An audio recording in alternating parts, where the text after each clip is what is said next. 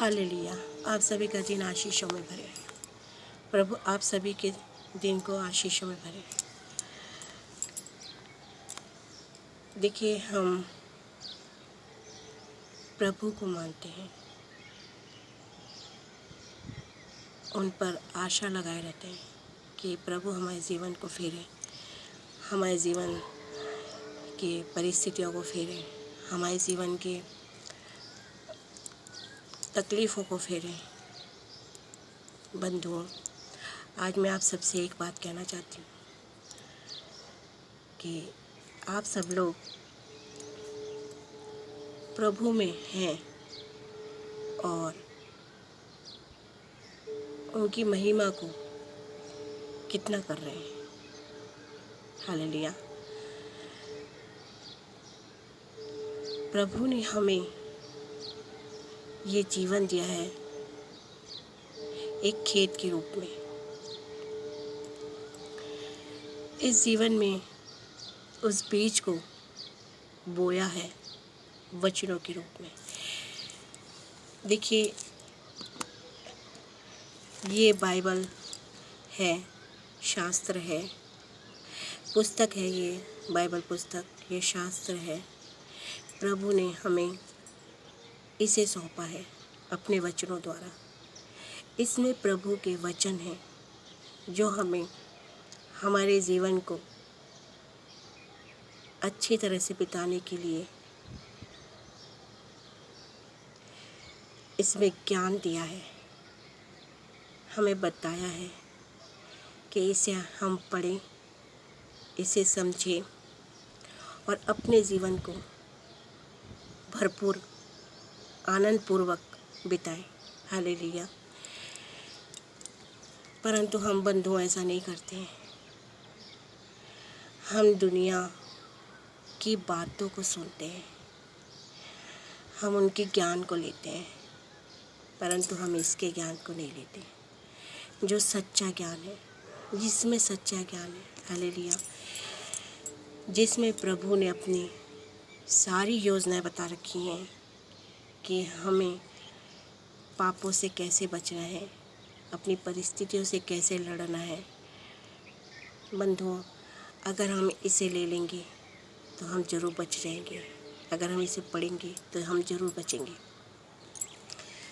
देखिए, प्रभु ने हमें ये जीवन एक खेत के रूप में दिया है, उसमें बीज बोया है इसका, अपने वचनों का। अब हमारा काम है कि हम उसे कितना आगे ले जाएं। उन्होंने बीज तो बो दिया अपने वचनों का, परंतु हम उसमें कितना खाद डाल रहे हैं, हम उसमें कितना पानी डाल रहे हैं, यानी कि उसकी कितनी हम महिमा को कर रहे हैं। हालेलुया। उसकी महिमा को कहाँ कहाँ तक पहुँचा रहे हैं, उसके राज्य को कहाँ तक बढ़ा रहे हैं। हम उसके वचनों को कहाँ तक मान रहे हैं, हम उसकी आज्ञाओं को कहाँ तक मान रहे हैं। बंधुओं, जब हम उस बीज को सींचेंगे अपने परिश्रम द्वारा, तब जाके वो बीज एक पेड़ का रूप लेगा और उसमें तब फल लगेंगे और वो फल हम भी खा सकेंगे और दूसरे भी खा सकेंगे। बंधुओं, हमें ऐसा ही करना है। हमें अपने जीवन को परिश्रमों में भरना है। देखिए, आज का वचन भी है कि प्रभु का उत्तराधिकारी कौन होता है। ये उन्हीं बातों के ऊपर अनुसार है जो जिस प्रकार से हम, जब हमें प्रभु बीज देता है तो हम उसे सींचते हैं, उसे बड़ा करते हैं, उसे पेड़ का रूप देते हैं और फिर उसमें फल लगते हैं। वो फल हमारा प्रभु की ओर से उत्तराधिकारी होता है, उसमें हमारा अधिकार होता है उस फल को लेने का। हम चाहे तो वो किसी को भी दे सकते हैं, हम चाहे तो खुद भी खा सकते हैं। इसी प्रकार से हमें प्रभु अपना उत्तराधिकारी कब बनाता है? जब हम उसके कार्य को करते हैं और वो उन कार्यों को देखकर हमें आशीषों में भरता है। हम सोचते हैं कि हमारे भाई लोग जो हैं, पास्टर भाई लोग, वो इतने बड़े कैसे हो गए, उनके पास इतनी धन दौलत कहाँ से आ गई, इतनी कैसी प्रशंसा हो रही है उनकी। हालेलुया। परंतु बंधुओं, उनकी प्रशंसा उनकी मेहनत के कारण होती है। उनकी जो प्रभु ने उन्हें आशीष दे रखा है, हालेलुया, प्रभु ने उन्हें इस महिमा को करने के लिए जो मेहनत कर रहे हैं उसका वो पेड़ बना चुके हैं और उसका फल अब उन्हें मिल रहा है। आज हमारे पास भले कलीसिया ना हो, भले भवन ना हो, परंतु हम बंधुओं, हम एक दूसरे से संपर्क करके ऑनलाइन के द्वारा हम प्रेयर को कर सकते हैं। हम सुसमाचार को अड़ोस पड़ोस में पहुंचा सकते हैं। हम सुसमाचार को आजकल तो इतनी टेक्निक इतनी हो गई है, टेक्नोलॉजी इतनी हो गई है कि हम मोबाइल के द्वारा प्रभु के सुसमाचारों को शेयर कर सकते हैं इधर उधर। यानी कि हम महिमा प्रभु की कर रहे हैं। अगर हम कोई भी चीज़ प्रभु के कोई भी कार्य को कर रहे हैं तो हम महिमा प्रभु की कर रहे हैं। हालेलुया। हमें ये सोच के चलना है कि हमने जो हमारे खेत में जो बीज को बोया गया है, जीवन के खेत में जो बीज को बोया गया है, प्रभु ने जो हमारे बीज को बोया है खेत के में, उस बीज को हमें सींचना है भाइयों, बंधुओं, हमें उसे बड़ा करना है ताकि प्रभु हमें भी वैसे ही आशीष दे जैसे हमारे भाई बंधुओं को दिया है। हमें एक दूसरे के प्रति ईर्ष्या नहीं रखनी है, हमें एक दूसरे के प्रति जलन नहीं रखना है कि वो भाई इतना बड़ा हो गया, वो भाई इतना बड़ा हो गया, वो बहन इतनी बड़ी हो गई, आज प्रचार कर रही है, आज प्रेयर कर रही है, आज गीत संगीत कर रही है। प्रभु नहीं, हमें उनसे सीखना है। मैं धन्यवाद देती हूँ हमारे सुनील भाई को, जिन्होंने इस शिक्षा को दी, प्राप्त करवाया हमें। हम उनके शरण में थे और उन्होंने बहुत सी बातें हमें बताई एक गुरु के रूप में। हमने उनके बातों को ग्रहण किया और आज आपके सामने में बैठे। ऐसे हमारे बहुत से भाई हैं, पुष्पेंद्र भाई हैं, रोहित भाई हैं और देवांशु मेरा बेटा खुद है और बहुत से भाई हैं ऐसे। एक दिल्ली से एक भाई आए थे जिन्होंने जो पास्टर हैं, सरदार जी हैं, उनका वो भाई मेरे को, हम जब भी आते थे दिल्ली से तभी वो मेरे को एक ही बात बोलते थे कि दीदी आप प्लीज़ बाइबल को पढ़िए, आप प्लीज़ बाइबल को पढ़िए, पवित्र शास्त्र को पढ़िए आप। परंतु मैं अज्ञानी उनकी बातों को नहीं समझ सकी और मैंने बाइबल नहीं पढ़ा उस समय और मुझे ज्ञान नहीं प्राप्त हुआ, इस दुनियादारी का ज्ञान प्राप्त हुआ, मुझे फल भी नहीं मिला उसका। मेरा दिन जैसा चल रहा था वैसे ही था। मेरा दिन कर्ज़ों में पड़ा हुआ था, दिन दुखियों में पड़ा हुआ था, मुझे ज्ञान नहीं था। परंतु जब पवित्र आत्मा के द्वारा जब मुझे इस ज्ञान को प्राप्त हुआ और मैंने इस पवित्र शास्त्र को मैंने पढ़ना चालू करा और आज प्रभु की कृपा से मुझे प्रभु के द्वारा ज्ञान प्राप्त हो रहा है और उसी की जो शक्ति है उस शक्ति के द्वारा आज मैं आप लोगों के सामने बैठी हूँ। देखिए, कई बार ऐसा होता है कि हमें कोई भाई या बहन हमें कुछ सुसमाचार बोलते हैं, हमें कोई ज्ञान देते हैं, परंतु हम उस ज्ञान को लेते नहीं हैं। हमें भाई बंधुओं, हमें उस ज्ञान को लेना चाहिए, हमें उनकी बातों को गौर से सुनना चाहिए, क्योंकि जो भाई बंधु हमारे को बताते हैं प्रभु के बारे में, उनकी महिमा को बताते हैं, उनके कर्म को करने को बताते हैं, वो गलत नहीं बताते।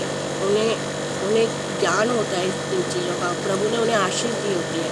मैं उन भाइयों को बहुत सहे दिल से धन्यवाद देती हूँ, रोहित भाई को, पुष्पेंद्र भाई को, सुनील भाई को, सरदार जी भाई को और मेरे बेटे देवांशु को मैं सहे दिल से धन्यवाद देती हूँ। और मुझे आगे बढ़ाने के लिए जिन साथियों ने भी मेरे को मदद करी है, हेल्प करी है, मैं उन सभी को मैं धन्यवाद देती हूँ कि उन्होंने मुझे पवित्र शास्त्र में चलने के लिए आगे बढ़ाया है। उन्होंने ज्ञान दिया है मुझे। और मैं सुरेश भाई को भी, जो हमारे भाई साहब सुरेश भाई साहब हैं, उनको भी धन्यवाद देती हूँ मैं कि इन सब का मेरे जीवन में साथ रहा। किसी न किसी प्रकार से ये लोग मुझे प्रभु में आगे बढ़ाते रहे। और आज मैं धन्यवाद देती हूँ उस प्रभु को भी, बहुत बहुत ज़्यादा धन्यवाद देती हूँ प्रभु को कि उन्होंने मुझे इस वचन को बताया और मैं आज आप लोगों के सामने इस वचन को रखी हूँ। इसलिए मैं आप लोगों से निवेदन कर रही हूँ कि जिस खेत को प्रभु ने आप लोगों को दिया है, उसमें जो बीज बोया है प्रभु ने, प्लीज़ उस बीज को आप लोग बढ़ने दीजिए, उसमें सामग्री डालिए, उसमें पानी डालिए, उसमें खाद डालिए, यानी कि आप प्रभु की महिमा को करिए। प्लीज़ प्लीज़ प्लीज़ आप लोगों को मैं एक रिक्वेस्ट कर रही हूँ इस चीज़ के लिए, क्योंकि मैं हर मसीह के भाई बंधुओं को मैं आगे बढ़ते हुए देखना चाहती हूँ। मैं देखना चाहती हूँ प्रभु में वो आगे बढ़े, उनका जीवन सफल हो और वो औरों को भी आगे बढ़ाए, इसमें वो लोगों को बचाए इस प्रभु में लाकर। मैं ये चाहती हूँ कि प्रभु ने जो इन वचनों में बताया है कि उसका उत्तराधिकारी कौन होगा, मैं वो चाहती हूँ कि सारे भाई बंधु उनके उत्तराधिकारी बने, उसके राज्य के उत्तराधिकारी बने। मैं आज लुका के 12 के 41 में पढ़ूंगी कि प्रभु का विश्वास पात्र सेवक कौन है।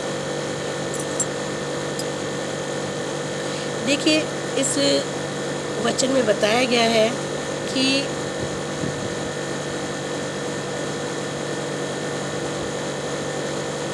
ऐसा विश्वास पात्र बुद्धिमान मैं पहले से पढ़ूंगी 41 से, कि पतरस ने पूछा प्रभु से कि यह दृष्टांत कथा तू हमारे लिए कह रहा है या सबके लिए, कि विश्वास पात्र कौन है। तो प्रभु यीशु ने बताया, उसको बोला कि तो फिर ऐसा विश्वास पात्र बुद्धिमान प्रबल अधिकारी कौन होगा जिसे प्रभु अपने सेवक को के ऊपर उचित समय पर उन्हें भोजन सामग्री देने के लिए नियुक्त करेगा। हालेलुया। प्रभु यीशु ने बोला कि ऐसा विश्वास पात्र कौन होगा, बुद्धिमान कौन होगा, बुद्धिमान प्रबल अधिकारी कौन होगा जिसे प्रभु अपने सेवकों के ऊपर उचित समय पर उन्हें भोजन सामग्री दे सके, हमारे को ज़िंदगी दे सके, हमारी ज़िंदगी की कमियों को ख़त्म कर सके, हमारी ज़िंदगी की मुसीबतों को ख़त्म कर सके। ऐसा कौन होगा? देखिए कौन होगा, प्रभु किसको बता रहे हैं। वह सेवक धन्य है जिससे अपना स्वामी जब आए तो उसे वैसा ही करते पाए। मैं सच्चाई के साथ तुमसे कहता हूँ कि वह उसे अपनी सभी संपत्तियों का अधिकार नियुक्त करेगा। हालेलुया। देखिए प्रभु जी ने क्या बोला है, जब स्वामी आए तब सेवक उसे काम करता हुआ पाए, सेवक को वो काम करता हुआ पाए, प्रभु सेवक को काम करता हुआ पाए। यानी कि जब प्रभु हमें देखता है तो वो किस उसमें देखे हमें, कि हम उसके कार्य को कर रहे हैं, हम उसकी महिमा को बढ़ा रहे हैं, हम उसकी प्रशंसा कर रहे हैं, हम उसे धन्यवाद दे रहे हैं, हम उसके आज्ञाओं में चल रहे हैं, तब जाके वो उसको उत्तराधिकारी बनाता है। देखिए एक बात और है कि आप खुद ही सोचिए, एक राजा है और वो अपने बेटा, उसका जो बेटा है, एक राजा का जो बेटा होता है, वो उसे अपना उत्तराधिकारी क्यों बनाता है, उसे उसके मरने के बाद उत्तराधिकारी क्यों बनाया जाता है।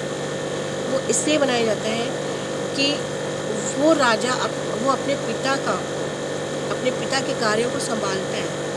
हालेलुया। वो अपने पिता के कार्यों को संभालता है, वो दायित्व लेता है, वो पिता के उत्तरदायित्व लेता है। वो राज्यों में जा के चढ़ाइयाँ करता है, लड़ाई करता है, राज्यों को बढ़ाता है ना, अपने राज्यों को बढ़ाता है, अपने लोगों को बचाता है दूसरे राजाओं से, उनकी सेनाओं से अपने लोगों को बचाता है। कहने का अर्थ ये है कि जब हम अपने मालिक, जो हमारा मालिक होता है, हम अगर उसके कार्यों को करते हैं, अगर हम उसके विश्वास में बने रहते हैं, तो हम उसके उत्तराधिकारी होते हैं। एक पिता होता है, उसके 2-3 बेटे होते हैं, लेकिन उन बेटों में से पिता को जो बेटा भाता है, यानी कि उसके मुताबिक जो बेटा चलता है, पिता उसे अपना सारा संपत्ति, अपने सारा अधिकार उसे सौंपता है।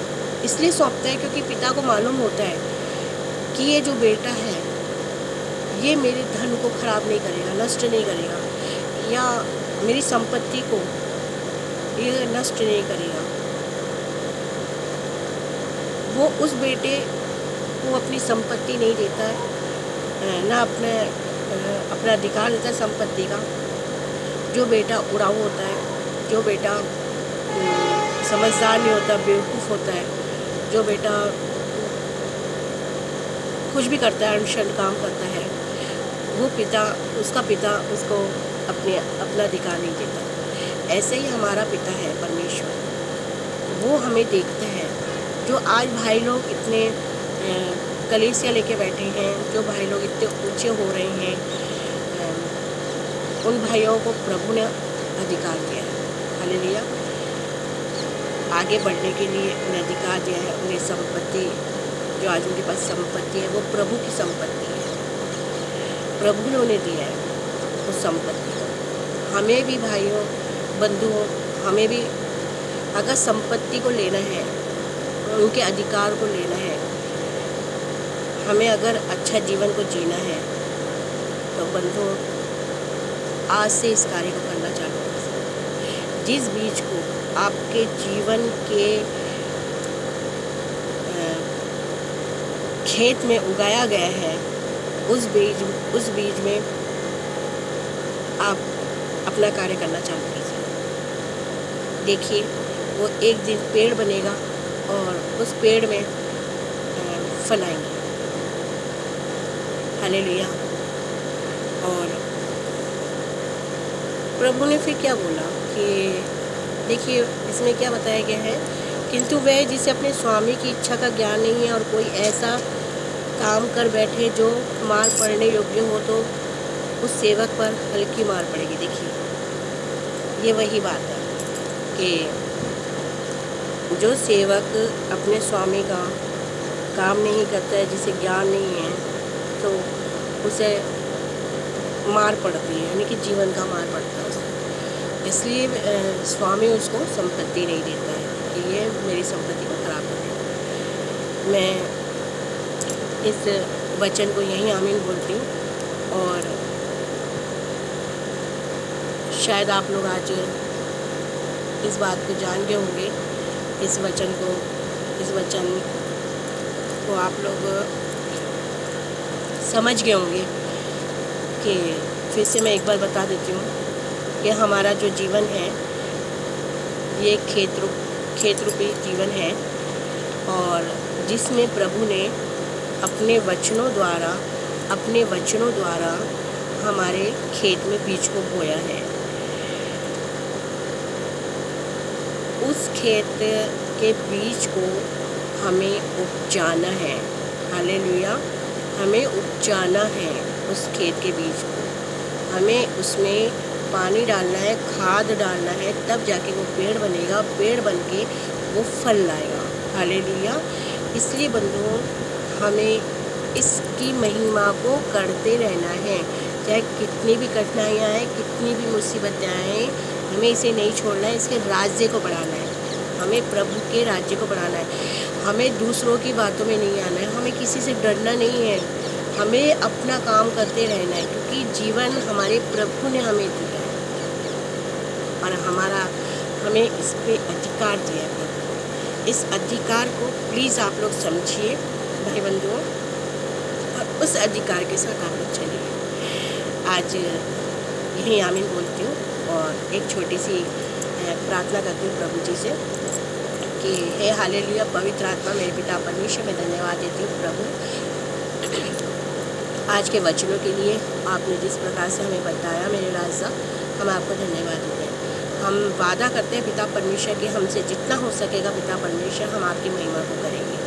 हमारे ऊपर सिर्फ आपका आशीष रहना चाहिए पिता, हमारे ऊपर आपका हाथ रहना चाहिए, हमारे साथ आपका साथ रहना चाहिए। हम धन्यवाद देते हैं, धन्यवाद देते हैं, धन्यवाद देते हैं परमेश्वर, आपको धन्यवाद देते हैं पिता परमेश्वर। जो भी इस वीडियो को देख रहे हैं उन सबको ब्लेस कीजिए। उन्हें पिता परमेश्वर वो अपने खेत के बीज को बोने के लिए जा रहे हैं मेरे राजा हालेलुया, वो चालू करेंगे अब पिता परमेश्वर। उनके उस खेत के बीज को जल्द से जल्द पेड़ बनाइए और उसमें फल लाइए मेरे राजा हालेलुया। आपके आशीषों का फल लाइए मेरे राजा। हम धन्यवाद देते हैं, धन्यवाद देते हैं। सारी प्रशंसा, सारी इज्जत परमेश्वर के पुत्र यीशु मसीह